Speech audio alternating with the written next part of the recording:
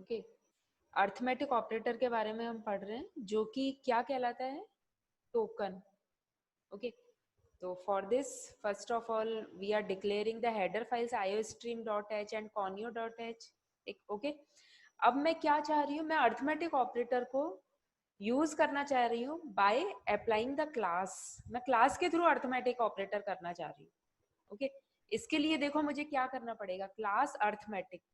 मैंने क्लास ले लिया जो कि क्या कहलाता है, ये भी एक कीवर्ड है, टोकन है। और अर्थमेटिक जो कि आइडेंटिफायर है, ये भी एक टोकन है।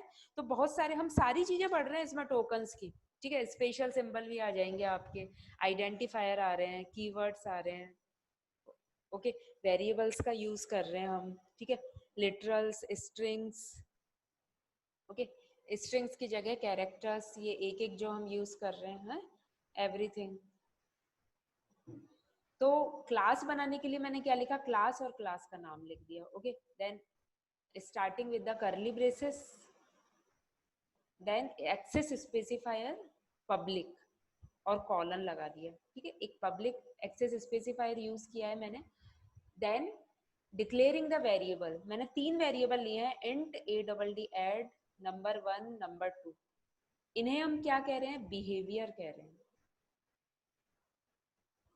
फिर मैंने क्या किया, कर्ली ब्रेसेस क्लोज कर दिया और एक ऑब्जेक्ट बना दिया है।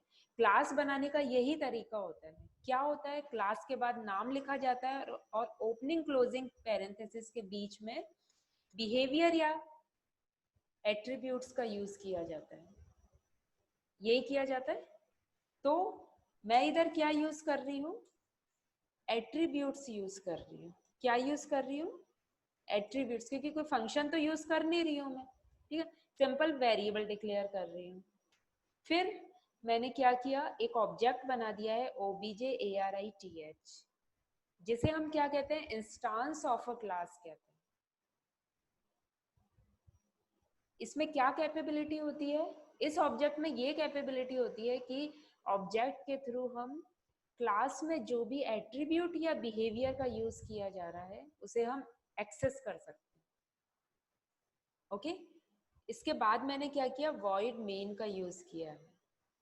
पहले क्लास लिखी है और फिर वॉइड मेन का यूज किया गया, और एग्जीक्यूशन जब अप्लाई होगा तो वॉइड मेन से ही होगा।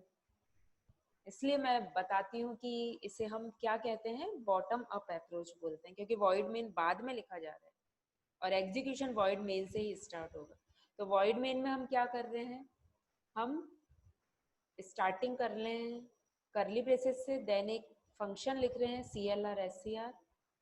उसके बाद सी आउट करके यूजिंग द इंसर्शन ऑपरेटर मैं शो कराना चाहती हूँ ब्लैक स्क्रीन पे कंसोल आउटपुट के थ्रू कि enter the value of number 1 को इंसर्ट कराना चाहती हूँ, एक वैल्यू एंटर करवाना चाहती हूँ जो मैंने क्लास में डिक्लेयर कर रखी है।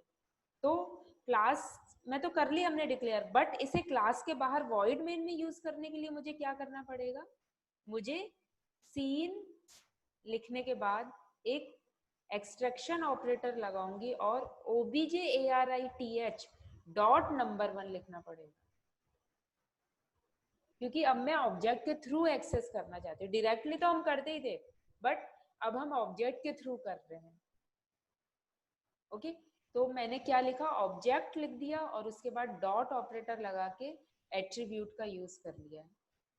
लाइक द सेम वे मैंने फिर से सी आउट लिखा है, एंडल नेक्स्ट लाइन के लिए लगा दिया और enter the value of number 2 लिख दिया। ओके, फिर मैंने सीन करके नंबर 2 को भी एंटर करा लिया। अब मैं अर्थमेटिक ऑपरेटर का एक फॉर्मूला अप्लाई करूंगी। डिफरेंस क्या है, एक हम सिंपल अर्थमेटिक ऑपरेटर यूज करते थे, अब मैं ऑब्जेक्ट का यूज करके अर्थमेटिक ऑपरेटर का यूज कर रही हूँ। रिजल्ट सेम आएगा, बट हम क्लास के थ्रू टोकन्स का, ऑपरेटर का कैसे यूज किया जाता है वो एक तरीका देख रहे हैं, जो फर्दर इनहेरिटेंस और पॉलीमॉर्फिज्म में काम आता है। ठीक है, तो एक हम तरीका देख रहे हैं कि हम ऑब्जेक्ट के थ्रू भी इंस्टांसेस का यूज करते हुए क्लास में जो वेरिएबल्स एट्रीब्यूट्स अप्लाई किए जाते हैं उसको क्लास के बाहर कैसे अप्लाई किया जाता है।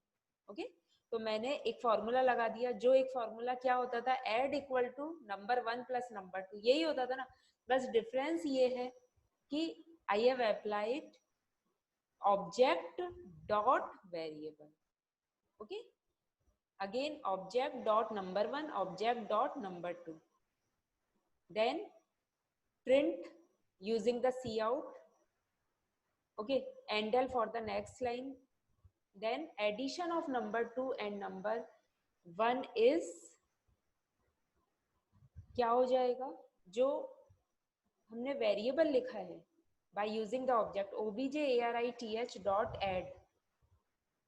ओके, जो वैल्यू थी नंबर 1 और नंबर 2 की, वो ऐड होके कहाँ इंसर्ट हो चुकी है, ठीक है, मेमोरी में कहाँ सेव हो चुकी है, वो objarith dot add में सेव हो चुकी है। तो हम उसे एज इट इज लिख देंगे और get ch, then curly braces लिख देंगे। ओके, अब इसे हम एग्जीक्यूट कराते हैं, alt F9 then control F9। ये हमसे पूछ रहा है क्योंकि हमने क्या लिखा था सी आउट में, enter the value of number 1, तो नंबर 1 की वैल्यू हम पहले देंगे, हमने 4 दे दी एज्यूम, उसके बाद नंबर 2 की वैल्यू 11 दे दी। ओके, ऑब्जेक्ट के थ्रू ये एक्सेस कर रहा है सारी चीजें, है ना, यूजर से इंटरेक्शन कर रहा है कि एक्सट्रैक्ट कर रहा है ये बाय यूजिंग द सीन, और इसने अप्लाई करके दे दिया हमें आउटपुट, क्या दे दिया, addition of number 1 and number 2 is 50। Okay, same addition का प्रोग्राम है, बट इसमें हमने क्या यूज करा है, बाय यूजिंग द ऑब्जेक्ट हमने ये चीज अप्लाई करी है।